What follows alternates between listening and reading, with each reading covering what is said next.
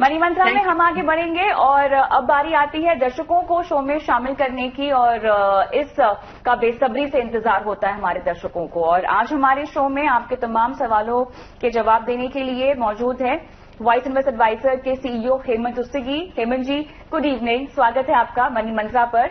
और अब बारी आती है लोगों को उनके आर्थिक सपनों के और करीब ले जाने की, यानी उनकी फाइनेंशियल प्लानिंग करवाने की। तो चलिए शुरुआत करना चाहती हूँ पहले दर्शक के साथ जो हमारे साथ फोन लाइन पर अब तक शायद जुड़े नहीं हैं। चलिए शाकिब खान का सवाल है, ये हमारे साथ फोन लाइन पर है नहीं, लेकिन उन्होंने अपना सवाल कतर से हमें भेजा है और इन्होंने लिखा है कि इनको अपनी बेटी की पढ़ाई के लिए ही इन्वेस्टमेंट करनी है। मोतीलाल ओसवाल नैस्डैक 100 इनके पास है, 2000 रुपए डाल रहे हैं इसमें। पराग पारिक का फ्लेक्सी कैप भी है। कैनरा रेबेको का इन्होंने ब्लू चिप लिया हुआ है। एक्सेस स्मॉल कैप में 500 रुपए डाल रहे हैं। आईसीआईसीआई टेक्नोलॉजी फंड भी है इनके पास, 500 रुपए इसमें डाल रहे हैं और 10% से अपने पोर्टफोलियो को ये बढ़ाना भी चाहते हैं उसकी इन्वेस्टमेंट। फिलहाल इनकी उम्र 35 साल की है और बेटे की उम्र फिलहाल 2 साल है और 30 लाख रुपए चाहिए होंगे। चलिए तो हेमंत जी, पूरे पोर्टफोलियो में सबसे पहले हम सेक्टोरल फंड की बात करते हैं। आईसीआईसीआई टेक्नोलॉजी का जो ये फंड है इन्होंने अपने पोर्टफोलियो में डाला हुआ है। पूरा फंड मिक्स पर हम ध्यान दें, क्या सेक्टर फंड शामिल करना जरूरी होता है किसी भी गोल को अचीव करने के लिए?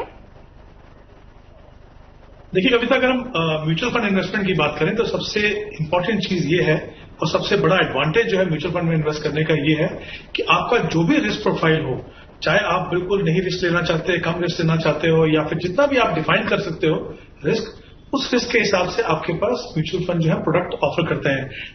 2 बड़ी एसेट क्लासेस होती हैं फाइनेंशियली, अगर हम बात करें इक्विटी और डेट, दोनों के लिए वैरायटी ऑफ फंड्स हैं। अगर हम इक्विटी की बात करें, जैसा आपने बिल्कुल सही कहा, इसमें सेक्टर फंड भी है, इसमें थीमेटिक फंड्स भी हैं और बहुत तरह के फंड हैं। सेक्टर फंड की अगर आप स्पेसिफिकली यहां पे बात करें, देखिए सेक्टर फंड का जो इन्वेस्टमेंट यूनिवर्स है बहुत नैरो होता है। मतलब वो बोलते हैं कि किस सेक्टर में, जैसे अगर हम आईटी फंड की बात करें तो वो आईटी इंडस्ट्री में ही इन्वेस्ट करेंगे। और होता क्या है कि अगर आप उसकी साइकिल ठीक तरीके से पकड़ लें, सही समय पे इन्वेस्ट कर लें, अगर आपका रिस्क प्रोफाइल ऐसा है कि आप ज्यादा रिस्क ले सकते हैं, क्योंकि प्रॉब्लम सेक्टर फंड के अंदर ये क्या है कि काफी समय पे इनकी जो परफॉर्मेंस है वो काफी इरेटिक हो सकती है। अगर आप उस स्टेज पे हैं अपनी लाइफ की कि आपने पोर्टफोलियो बनाया है, आप रिस्क ले सकते हैं और आपने सेक्टर सही समय पे सही सेक्टर को आइडेंटिफाई किया है, तो सेक्टर फंड में भी आप डाइवर्सिफिकेशन कर सकते हैं। आप 2 या 3 सेक्टर में इन्वेस्ट करके अपने पोर्टफोलियो को डाइवर्सिफाई कर सकते हैं और सेक्टर फंड में पोटेंशियल है कि वो काफी अच्छा रिटर्न दे सकते हैं। लेकिन जैसा मैंने पहले भी कहा कि उसमें रिस्क भी ज्यादा है, क्योंकि इन्वेस्टमेंट यूनिवर्स जो है वो बहुत ही नैरो है और उस सेक्टर से बाहर वो फंड इन्वेस्ट नहीं कर सकता। तो उसका डेफिनेटली रोल होगा, लेकिन हर इन्वेस्टर के लिए नहीं है। मेरा हमेशा ये मानना है कि अगर आप, जैसे इस केस में अगर हम बात करें, इसमें आपका पर्पस क्या है, आपके पास 2 गोल्स हैं यहाँ पे। इन्होंने कहा है कि बच्चों की एजुकेशन के लिए पैसा लगाना है, इनको अपने रिटायरमेंट के लिए भी कुछ प्लान करना है, तो वहां पे आपके पास वो क्षमता शायद नहीं होगी कि आप उस सेक्टर किस तरीके से कर रहा है, उसमें क्या चेंजेस कर रहे हैं कि आप उसको मॉनिटर कर सकें। तो मुझे लगता है कि ऐसे इन्वेस्टर जो हैं, जो एक छोटे इन्वेस्टर हैं और जो लंबे समय के लिए इन्वेस्ट कर रहे हैं और अपने पोर्टफोलियो को बहुत एक्टिवली मैनेज नहीं करते, मुझे लगता है उनको उस सेक्टर से दूर रहना चाहिए। अगर हम आईटी एज सेक्टर की बात करें, काफी अच्छा रिटर्न दिया, मुझे लगता है आगे भी देगा। एक बात हम समझ लें कि हमारा पैसा म्यूचुअल फंड में प्रोफेशनल फंड मैनेजर मैनेज करते हैं।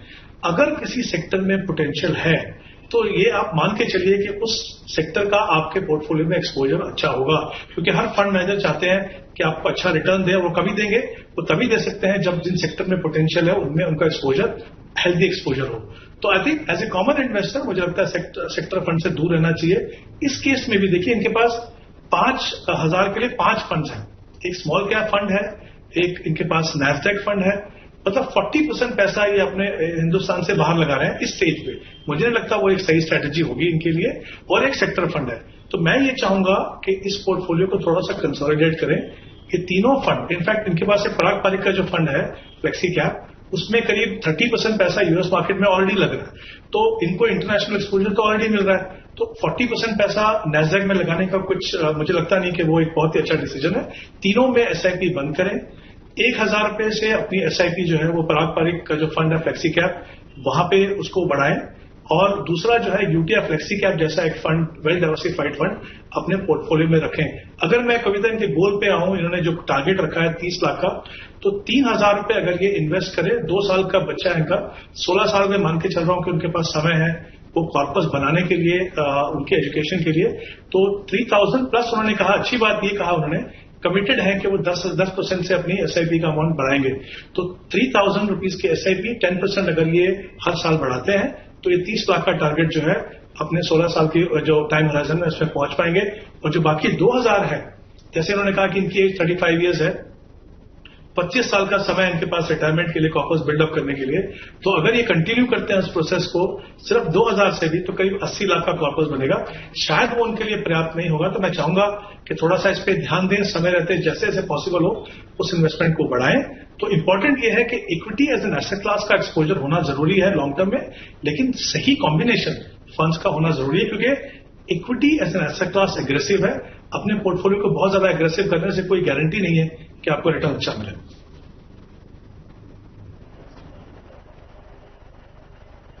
अच्छा, एक्सिस स्मॉल कैप में आपने इनको शायद निकलने की सलाह दी है हेमंत जी? यस कविता, यस। उसका कारण अगेन ये है कि अगर हम बात करें as a segment small cap, उसका पोटेंशियल बहुत अच्छा है, लेकिन हम ये भी मानते हैं कि जैसे इसमें जो वॉलेटिलिटी है वो बहुत ज्यादा है। अगर आप किसी मल्टी कैप फंड में है, फ्लेक्सी कैप फंड में है, तो थोड़ा एक्सपोजर आपको वहां पे मिल जाता है। मेरा हमेशा ये मानना है कि जब आपका पोर्टफोलियो साइज थोड़ा बड़ा हो जाए, जब आप as a equity as an asset class से थोड़ा कंफर्टेबल हो जाए और आपको समझ में आए कि उसमें क्या क्या रिस्क हैं, तब जाके आप ऐसे जो फंड्स हैं जो मिड कैप या स्मॉल कैप में अगर आप लगा, मिड कैप में मुझे फिर भी प्रॉब्लम नहीं है, क्योंकि मिड कैप की डेफिनेशन क्या है कि 101 to 250 कंपनी, मतलब फिर भी बड़ी कंपनियां हैं। स्मॉल कैप का यूनिवर्स बहुत बड़ा है, वो एग्रेसिव हो सकता है। तो मुझे लगता है इस स्टेज पे, क्योंकि स्पेशली अगर आप अपने पोर्टफोलियो को बहुत रेगुलरली मॉनिटर नहीं कर रहे हैं, तो फिर और उससे दूर रहना चाहिए। और दूसरी बात यह है कि सिर्फ 500 रुपये आप वहां पे लगा रहे हैं तो बहुत ज्यादा पोटेंशियल, आपका 10% अगर आप पोर्टफोलियो का लगा भी रहे तो बहुत ज्यादा फर्क नहीं पड़ेगा, रिस्क ही थोड़ा सा हो सकता है। इसीलिए मेरा ये मानना है कि उनको इस स्टेज पे इतने एग्रेसिव फंड में नहीं होना चाहिए।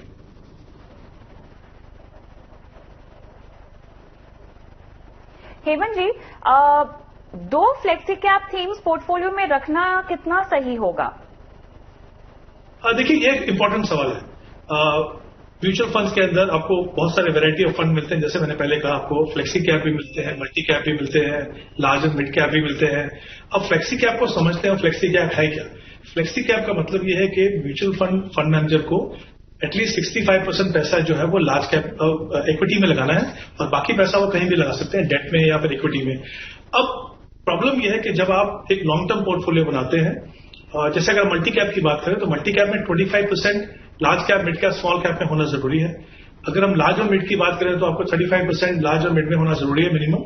फ्लेक्सी कैप में ये फ्लेक्सिबिलिटी है फंड मैनेजर के पास कि वो large cap, mid cap, small cap में एलोकेशन को चेंज करें डिपेंडिंग ऑन उनको कहां पोटेंशियल लगता है। तो मुझे लगता है कि ऐसे फंड स्पेशली उन इन्वेस्टर्स के लिए जो अपने इन्वेस्टमेंट की शुरुआत कर रहे हैं, लंबे समय के लिए इन्वेस्ट करते हैं, जैसे मैंने पहले भी कहा, जो अपने पोर्टफोलियो को बहुत रेगुलरली मॉनिटर नहीं करते हैं या क्षमता नहीं रखते हैं कि उसको ठीक से मॉनिटर कर पाए, तो वहां पे मुझे लगता है फ्लेक्सी कैप होना जरूरी है। और एक चीज अगर हम एनालिसिस करें फ्लेक्सी कैप की, ज्यादातर जो फंड है उनमें बायस जो है वो लार्ज कैप में रहता है। और इन एनी केस आइडियली अगर आप पोर्टफोलियो का देखें तो हमेशा 50-60% जो है आपका लार्ज कैप में होना जरूरी है। तो आई थिंक कहीं ना कहीं वैसा मिक्स आपको फ्लेक्सी कैप फंड में मिल जाता है।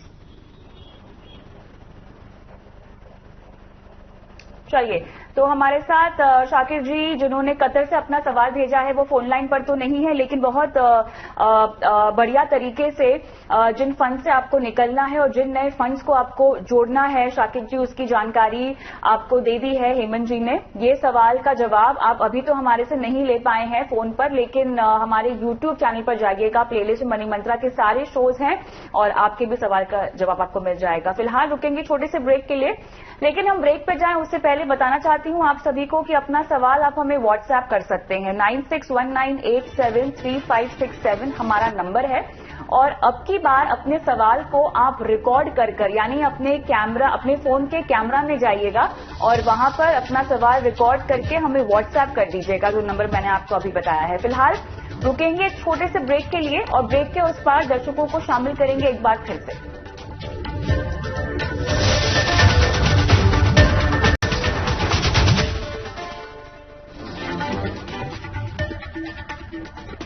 Welcome back. आप देख रहे हैं मनी मंत्रा और मैं हूं आपके साथ कविता खतियाल। अगले आधे घंटे अब हम दर्शकों पर फोकस करेंगे, उनके सवालों पर फोकस करेंगे। जवाब देने के लिए हेमंत दुस्तिगी हमारे मेहमान हमारे साथ बने हुए हैं। सवालों का सिलसिला मैं आगे बढ़ाऊं, बता दूं आप लोगों को उससे पहले कि अपने सवाल मुझ तक जरूर पहुंचाएं। मनी मंत्रा एक ऐसा शो है जहां पर हम आपकी इन्वेस्टमेंट से जुड़े हर सवाल का जवाब आपको देते हैं। व्हाट्सएप कीजिए अपने सवाल हमें 9619873567 हमारा नंबर है। और हाँ, अब आप अपने सवाल को वीडियो पे रिकॉर्ड करके भी व्हाट्सएप कर सकते हैं, तो ये आपको जरूर करना है। लेकिन चलिए, हमारे दर्शक प्रवीण हमारे साथ फोन लाइन पे जुड़े हुए हैं। प्रवीण, आपको मेरी आवाज आ रही है? हाँ, अरे नमस्कार। हेलो, नमस्ते प्रवीण, नए साल की शुभकामनाएं आपको। कैसे हैं आप, कहाँ से बोल रहे हैं? हाँ, मैं पुणे से बोल रहा हूँ। आपको भी नए साल की शुभकामनाएं। मेरी उम्र 54 साल है। अच्छा। हाँ, और मुझे 6 लाख का 1 लाख का निवेश करना है और इमरजेंसी फंड के लिए एक्चुअली चाहिए ये। अच्छा, आपको इमरजेंसी फंड के लिए 6 लाख रुपए एक मुश्त निवेश करने हैं ना?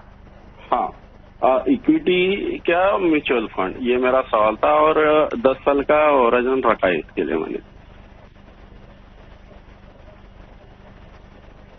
देखिए, एक इमरजेंसी फंड एक ऐसा कॉर्पस है जिस पर आप कोई ड्यूरेशन ना रखें तो बेहतर होगा, क्योंकि ये जो कॉर्पस है ये आप इमरजेंसी, जैसे कि हम इसको कहते हैं, उसके लिए खड़ा करते हैं। मैं उम्मीद कर रही हूं कि 6 लाख रुपए जो आप इसमें निवेश करना चाहते हैं या जिस राशि का आप कंटिजेंसी इमरजेंसी फंड बनाना चाहते हैं, ये आपकी सैलरी और खर्चों को कवर करता हो कम से कम 6 से 8 महीना।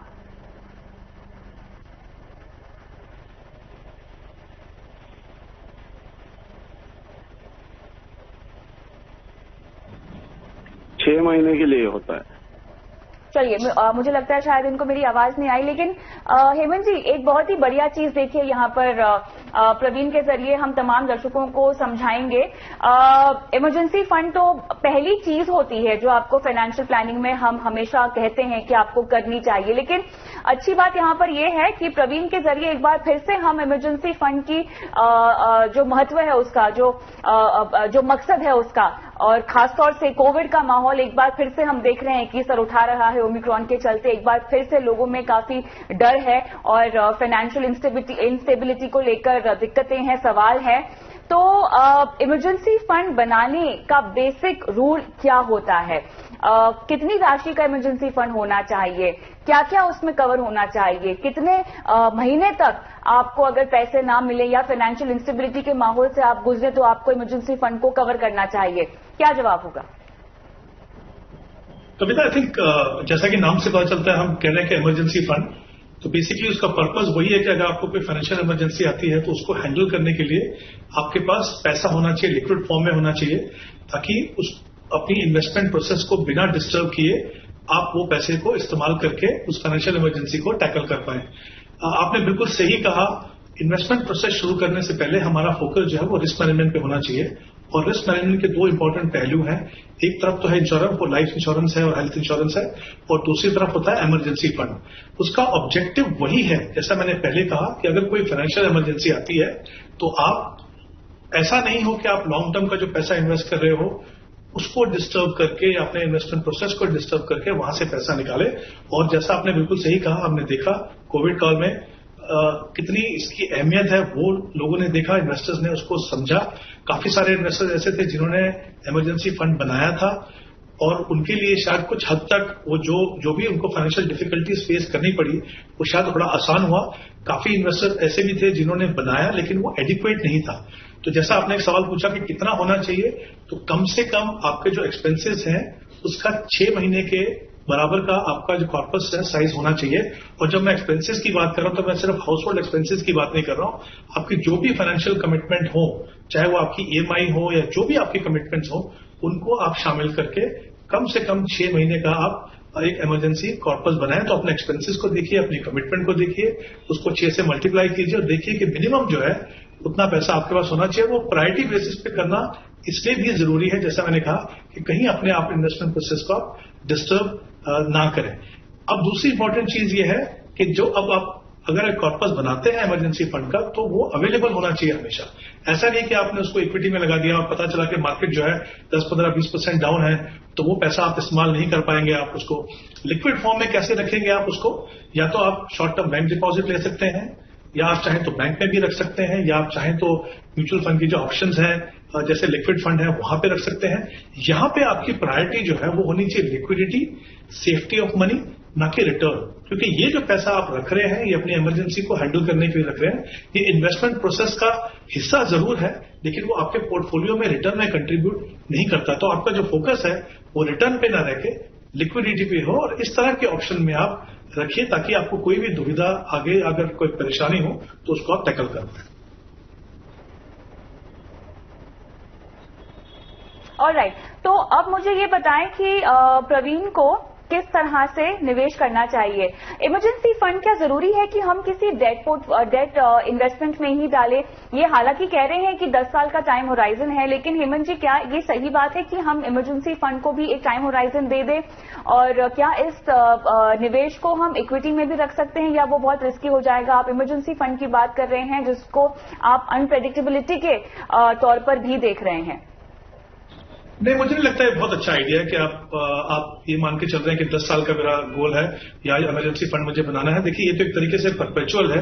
जब तक आपका इन्वेस्टमेंट प्रोसेस चलता है तो जाहिर सी बात है कि आपको इमरजेंसी फंड को बना के रखना है। अगर आप इक्विटी जैसी एसेट क्लास में इन्वेस्ट करेंगे, जैसा मैंने पहले भी आपको कहा कि इंपॉर्टेंट चीज ये है कि वो स्टेबल होना चाहिए, वो लिक्विड होना चाहिए। उस समय पे जब आपको पैसे की जरूरत हो, मार्केट अगर मान लीजिए नीचे है, जैसे हमने कोविड काल में देखा कि इतनी स्टीप फॉल मार्केट के अंदर हुआ, अगर आपने इमरजेंसी फंड अपना इक्विटी फंड में रखा है तो जाहिर सी बात है जो जिस पर्पज के लिए आपने वो इमरजेंसी फंड बनाया था वो सर्व नहीं होगा। तो डेफिनेटली, जैसा मैंने कहा, वो आपके इन्वेस्टमेंट प्रोसेस का हिस्सा जरूर है, लेकिन उसको आप रिटर्न पॉइंट ऑफ व्यू से मत देखिए। उसको इसलिए देखिए कि उसका बेसिक पर्पज यही है कि वो इमरजेंसी में आपको मदद कर सके। तो उसको, इनके लिए मेरी एडवाइस ये होगी, जैसे उन्होंने कहा 6 लाख रुपए हैं, तो 2-3 चीजें कर सकते हैं। एक तो जैसा उन्होंने कहा टाइम होराइजन 10 साल, अगर मान के चलो कि ये दोनों का मिक्स करना चाहते हैं, कुछ हिस्सा जो है वो इमरजेंसी फंड में लगाना चाहते हैं, कुछ हिस्सा जो है वो इन्वेस्टमेंट पर्पज के लिए बनाना चाहते हैं, और ऐसा है कि अगर आप चाहें तो कुछ पैसा हर महीने बचा के भी एक अपना रिटायर जो इमरजेंसी फंड है over a period of time बना सकते हैं, लेकिन बहुत ज्यादा लंबा समय आपको नहीं लेना है। कुछ पैसा यहां से आप इमरजेंसी फंड के लिए बनाइए और कुछ पैसा जो आप इन्वेस्टमेंट पर्पज के लिए रखिए। स्पेशली जैसा इन्होंने कहा कि 10 साल का टाइम होराइजन, तो डेफिनेटली वहां पे आप इक्विटी फंड में जा सकते हैं जो हिस्सा आप इन्वेस्टमेंट के लिए कर रहे हैं। तो वहां पे जैसे कुछ ऐसे फंड है जो थोड़े स्टेबल हो, अच्छे लॉन्ग टर्म ट्रैक रिकॉर्ड हो, ज्यादा फोकस जो है वो लार्ज कैप पे हो, तो जैसे कोटक ब्लू चिप अगर आप चाहें तो देख सकते हैं। वहां पे एक्सिस फोकस 25 वो एक अच्छा फंड है, फोकस फंड है, बट क्योंकि हमने देखा कि इनमें फाइनेंशियल में इनका एक्सपोजर ज्यादा है और फाइनेंशियल की परफॉर्मेंस अब तक इतनी अच्छी नहीं रही, तो मुझे लगता है कहीं ना कहीं उसमें थोड़ी वैल्यू है, तो वो आप देख लें वहां पे। और इस तरह के जो फंड आप देखेंगे तब आप थोड़ी सी स्टेबिलिटी रहेगी विद इन इक्विटी। तो इस तरह का पोर्टफोलियो बनाए, जैसे यूटीएफ फ्लेक्सी कैप को भी आप देख सकते हैं, अगेन वेल डाइवर्सिफाइड पोर्टफोलियो है। दोनों को सेग्रीगेट कीजिए, आप कितना पैसा आपको इन्वेस्टमेंट के लगाना है वो पैसा इन इक्विटी फंड में लगाइए। और अगर आपके पास पूरा पैसा अपने इमरजेंसी फंड को बनाने का नहीं है, शुरुआत कीजिए धीरे धीरे, अगले कुछ महीनों में अगर आप रेगुलरली इसमें कंट्रीब्यूट करके बना सके तो बहुत अच्छा रहेगा।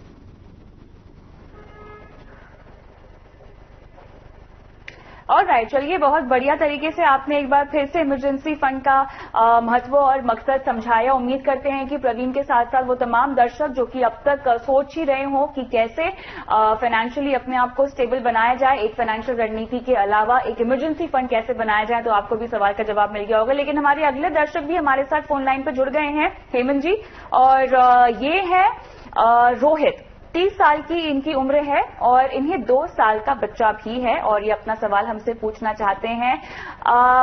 रोहित, गुड इवनिंग और हैप्पी न्यू ईयर आपको।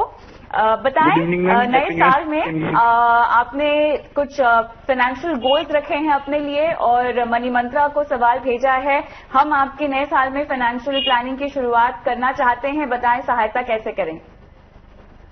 मैम मेरा मतलब मंथली निवेश 25,000 है और मेरा लॉन्ग टर्म पीरियड है 15 to 20 ईयर्स, तो ये जानना चाहता हूँ कौन से म्यूचुअल फंड ठीक रहेंगे।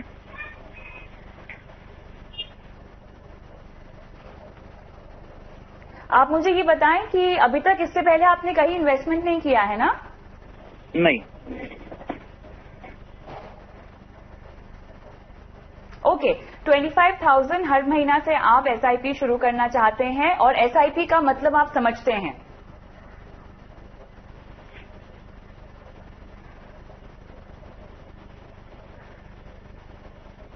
रोहित? यस, हाँ समझता हूँ। ठीक है, बहुत बढ़िया। तो आपने कहा है कि 20 साल का लक्ष्य है आपका, आपको कितना इकट्ठा करना है इस निवेश से? जी मैम 3 से 4 करोड़। आप कितना कॉर्पस? 3 करोड़। 3 करोड़, ओके। चलिए, तो हेमंत जी, जो इनके सवाल की पहली लाइन थी ना कि मैं 25,000 मंथली एसआईपी स्टार्ट करने की सोच रहा हूं, तो वो सोच रहा हूं को तो मैं डिलीट कर चुकी हूं। अब इनको हम शुरू करवा ही देते हैं और 3 करोड़ रुपए 20 साल में 25,000 रुपए के निवेश से क्या ये इनको मिल पाएंगे? कविता, पहले उससे पहले कि हम देखेंगे कितना टारगेट उनका अचीव होगा, एक दो इंपॉर्टेंट चीज यहां पे कहना चाहूंगा। इनकी एज जो है 30 इयर्स है, सही समय है, एसआईपी के द्वारा इन्वेस्ट करने की सोच रहे हैं और लंबा समय है इनके पास। तो मुझे लगता है कि किसी भी निवेशक के लिए जानना जरूरी है कि जितना जल्दी आप शुरू करेंगे उतना पावर ऑफ कंपाउंडिंग को आपका फायदा होगा, आप सही एसेट क्लास में इन्वेस्ट कर पाएंगे। लेकिन एक इंपॉर्टेंट चीज है यहाँ पे, इन्होंने कहा तकरीबन 15-20 साल का इनके पास समय है, मैं मान के चलता हूं कि 20 साल का इनके पास समय है। मैं ये चाहूंगा और मैं हमेशा ये कहता हूं, आई थिंक हर इन्वेस्टर्स को अपना इन्वेस्टमेंट प्रोसेस शुरू करने से पहले अपने गोल्स को डिफाइन करने की जरूरत है। उन्होंने कहा 2 साल का इनका बच्चा है, उनके लिए हायर एजुकेशन के लिए मान लीजिए पैसा चाहिए, 16 साल के बाद इनकी रिटायरमेंट जो है 30 साल में मान के चलूं कि अगर इनको 30 साल और काम करना तो उनका टाइम होराइजन हो गया 30 साल, बीच में और भी बहुत सारे गोल्स होंगे। जब आप गोल बेस्ड इन्वेस्टमेंट प्रोसेस फॉलो करते हो तो आप अपने गोल्स को डिफाइन करते हो कि कौन से गोल्स हैं मुझे शॉर्ट टर्म में पूरे करने हैं, कौन से गोल्स हैं मुझे मीडियम टर्म में पूरे करने हैं, कौन से गोल मुझे लॉन्ग टर्म में पूरे करने हैं। फिर आप सबको टारगेट देते हैं, समय देते हैं, फिर एक अज्यूम रेट ऑफ रिटर्न पे आप डिसाइड करते हैं कितना पैसा आपको डालना है।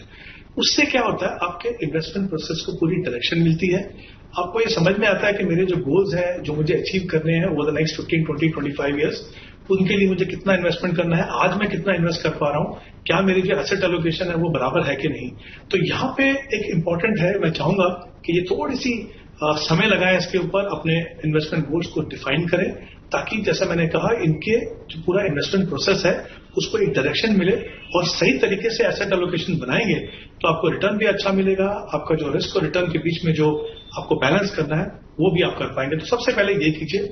बट ब्रॉडली मैं कह सकता हूं, जैसा उन्होंने कहा 20 साल का समय है, डेफिनेटली ऐसे लंबे समय के लिए आप इक्विटी में इन्वेस्ट कर सकते हो और आपको, जैसे मैंने पहले भी कहा शो में, ऐसे फंड्स में इन्वेस्ट करना है जिनका कंसिस्टेंटली ट्रैक रिकॉर्ड अच्छा हो, पोर्टफोलियो क्वालिटी अच्छा हो, डाइवर्सिफिकेशन लेवल अच्छा हो। तो आई थिंक उस एंगल से अगर मैं देखूं तो जैसे अगर मैं एक फ्लेक्सी कैप फंड की बात करूं तो मैंने ऑलरेडी रिकमेंड किया, जैसे यूटीएफ फ्लेक्सी कैप फंड, वो ये देख सकते हैं। एक large and mid cap category मुझे बहुत अच्छी लगती है क्योंकि मुझे लगता है लॉन्ग टर्म इन्वेस्टर के लिए वो एक अच्छी कैटेगरी है। तो एक्सेस ग्रोथ अपॉर्चुनिटी जिसमें लार्ज एंड मिड तो है ही, साथ में करीब 20 या 22% जो पैसा इंटरनेशनल मार्केट में भी जाता है, तो उसको डेफिनेटली वो देखें। एक मिड कैप फंड होना जरूरी है, स्पेशली इतने लंबे समय के लिए। एक क्वालिटी मिड कैप जो है कोटक इमर्जिंग फंड, और एक फोकस फंड जो शायद कंसंट्रेटेड पोर्टफोलियो बनाता है लेकिन सेक्टर के लेवल पे वो काफी डाइवर्सिफाइड है, जो है मेरा ही एसेट फोकस फंड। ये 4 फंड है, इनकी जो एलोकेशन आप जैसे कर सकते हैं, 8,000 रुपीज जो है वो आप यूटीएफ फ्लेक्सी कैप में डाल सकते हैं, 7,000 जो है वो आप एक्सेस ग्रोथ अपॉर्चुनिटी में, और बाकी दोनों फंड में 5,000 ईच अगर आप लगाएं तो 20 साल के टाइम होराइजन के लिए ये पोर्टफोलियो बिल्कुल सही रहेगा। जो एक्सपोजर आपका डिफरेंट सेगमेंट्स ऑफ मार्केट में होना चाहिए वो आपको मिलेगा, थोड़ा सा इंटरनेशनल डाइवर्सिफिकेशन जो होना चाहिए वो भी मिलेगा। बट मैं फिर से चाहूंगा कि आप अपने गोल्स को डिफाइन करें और ये जो इन्वेस्टमेंट जो आप कर रहे हैं इसको अपने गोल्स के साथ अलाइन कीजिए, ताकि वो आपको एक, जैसा मैंने कहा, डायरेक्शन तो देगा ही, आपको मॉनिटर करना थोड़ा आसान हो जाएगा कि किस गोल्स के लिए कितने लेवल तक आप अचीव कर पाए हैं या नहीं कर पाए हैं, या उसमें कुछ चेंजेस करने की जरूरत है। तो ये थोड़ा सा आप अगर इस फोकस तरीके से अपना इन्वेस्टमेंट प्रोसेस करेंगे तो जो सही मायने में आपको इक्विटी से जो पोटेंशियल है, उससे जो फायदा होना चाहिए वो आपको होगा।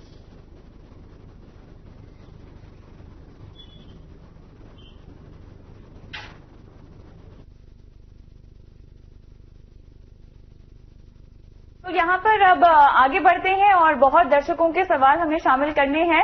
हेमंत जी, तो हमारे अगले दर्शक भी हमारे साथ फोन लाइन पर हैं। इनकी उम्र 64 इयर्स है और अशोक कुमार बराल अपना सवाल हमसे पूछना चाहते हैं और इनका सवाल बहुत इंटरेस्टिंग है। इनकी 40 लाख की फिक्स डिपॉजिट मैच्योर हो रही है और अब ये सोच रहे हैं कि इस पैसे को कैसे और सुरक्षित जगह पर निवेश किया जाए। क्या सीनियर सिटीजन सेविंग स्कीम, प्रधानमंत्री वय वंदना योजना, इनमें से किस तरह के ऑप्शन को ये अडॉप्ट करें? तो अशोक जी, आपको मेरी आवाज आ रही है? Yes, happy new year.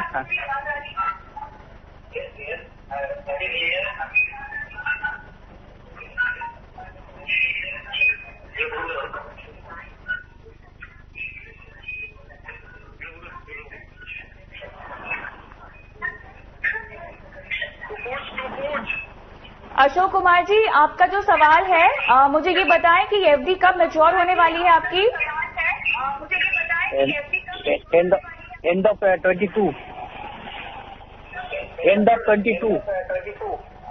Okay, तो ठीक है। तो आपने लिखा है कि आपके पास कमाई का अन्य स्रोत है ना? आपके पास कमाई के दूसरे ऑप्शंस हैं, तो उसमें कोई प्रॉब्लम नहीं है आपके पास? हाँ, यस। अशोक जी? हाँ, यस।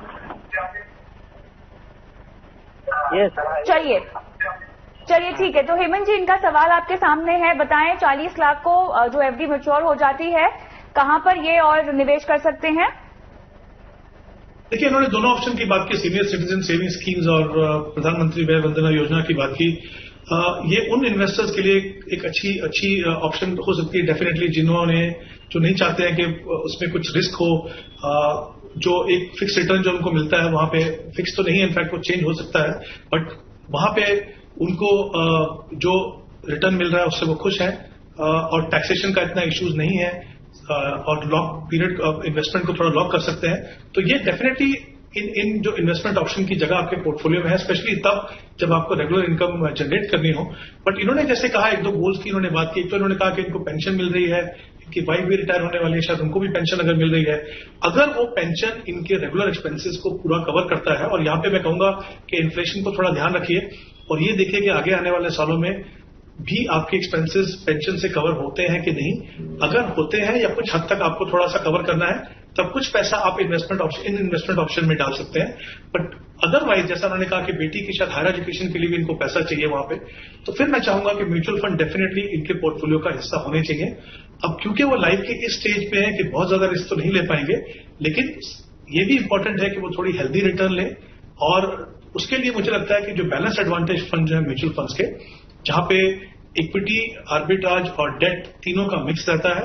और तकरीबन इसकी सबसे अच्छी बात क्या है कि इक्विटी में मोस्टली जो ये फंड्स हैं ये मार्केट लेवल के हिसाब से इन्वेस्ट करते हैं।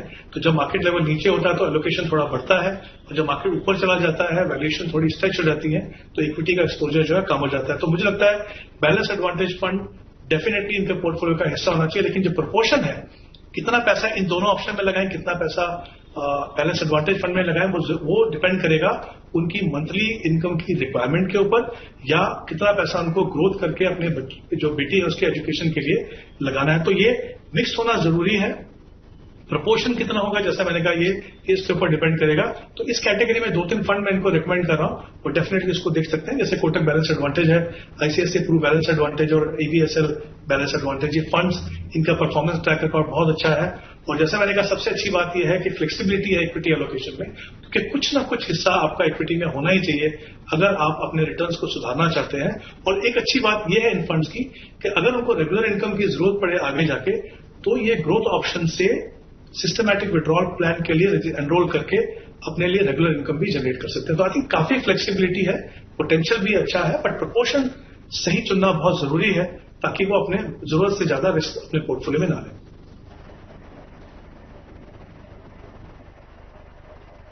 अच्छा, मेरा सवाल अब यहाँ पर ये है कि अशोक जी को तो वैसे जरूरत नहीं है, ये कह रहे हैं कि इनके पास जो इनकी रोजमर्रा की रिक्वायरमेंट है हेमंत जी, उसके लिए ये काफी प्रिपेयर्ड हैं। अब अगर किसी को इस निवेश से अपनी रेगुलर इनकम भी चाहिए हो, तब भी क्या यही निवेश के विकल्प होंगे? जी, विकल्प वही है, क्योंकि अगर हम बात करें सीनियर सिटीजन या PFVVY की बात करें तो वहां पे भी आपको रेगुलर इनकम मिलती है। यहाँ पे भी मैंने जैसा कहा सिस्टमैटिक विड्रॉल प्लान आप एनरोल करके आप रिटर्न ले सकते हो। लेकिन हम ये ना भूलें कि रिटायरमेंट के बाद भी इंपॉर्टेंट है कि आपको इन्फ्लेशन को टैकल करना है। तो होता क्या है कि अगर आपने पूरी लाइफ में अगर कभी इक्विटी में इन्वेस्ट नहीं किया तो एक फियर, एक एप्रीहेंशन आपके दिमाग में रहती है, तो एकदम से एलोकेशन बढ़ाना मुश्किल होता है। इसलिए मुझे लगता है कि जो बैलेंस एडवांटेज टाइप जो फंड है, जहां पे बहुत डायनेमिकली जो है इक्विटी एलोकेशन को मैनेज किया जाता है, वो इस तरह के इन्वेस्टर्स के लिए या उन इन्वेस्टर्स को जो नहीं चाहते कि बहुत ज्यादा एक्सपोजर इक्विटी में हो, उनके लिए सूट करता है। जैसा मैंने पहले भी कहा कविता कि प्रोपोर्शन बहुत इंपॉर्टेंट है, कितना पैसा, क्योंकि देखिए इनमें रिटर्न तो आपको फिक्स मिलेगा लेकिन वो टैक्सेबल है, और तो पोस्ट टैक्स रिटर्न अगर आप मान लीजिए ओवरऑल टैक्स पे कर रहे हो तो फिर वो और रिटर्न और भी नीचे आता है। तो कहीं ना कहीं अगर आप अपने आप को मौका देना चाहते हो कि जो पैसा आपने एक्यूमुलेट किया रिटायरमेंट में, बहुत ज्यादा रिस्क ना लेते हुए भी आप अपनी परफॉर्मेंस या अपने रिटर्न को सुधारना चाहते हो, तो ये जो कॉम्बिनेशन है वो सही है। पर जैसे मैंने कहा, प्रोपोर्शन कितना होना चाहिए वो डिपेंड करेगा आपके रिस्क प्रोफाइल और आपकी रिक्वायरमेंट के ऊपर।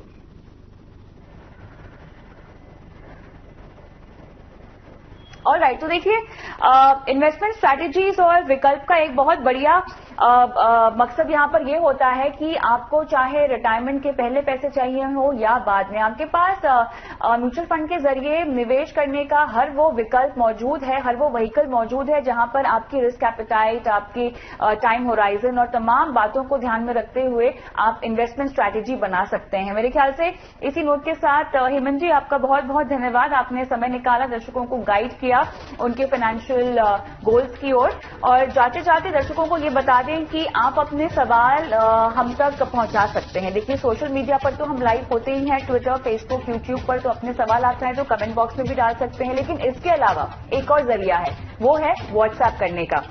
अपना सवाल आप व्हाट्सएप कर सकते हैं 9619873567, और अपना सवाल अगर आपका इन्वेस्टमेंट से रिलेटेड हो, इंश्योरेंस, क्रेडिट कार्ड, लोन, कोई भी सवाल हो, व्हाट्सएप कर दीजिए। साथ ही में अगर आप चाहें तो अपना सवाल वीडियो के जरिए भी हम तक पहुंचा सकते हैं। अपने फोन के कैमरा मोड में जाइए, वीडियो शूट कीजिए और वो वीडियो हमें भेज दीजिए व्हाट्सएप पे, जहां पे आप अपने इन्वेस्टमेंट पोर्टफोलियो से जुड़ा सवाल हमसे पूछ रहे हैं। चलिए, इसी के साथ मनी मंत्रा में मुझे भी इजाजत दें, लेकिन इंतजार रहेगा आपके सवालों का। नमस्कार।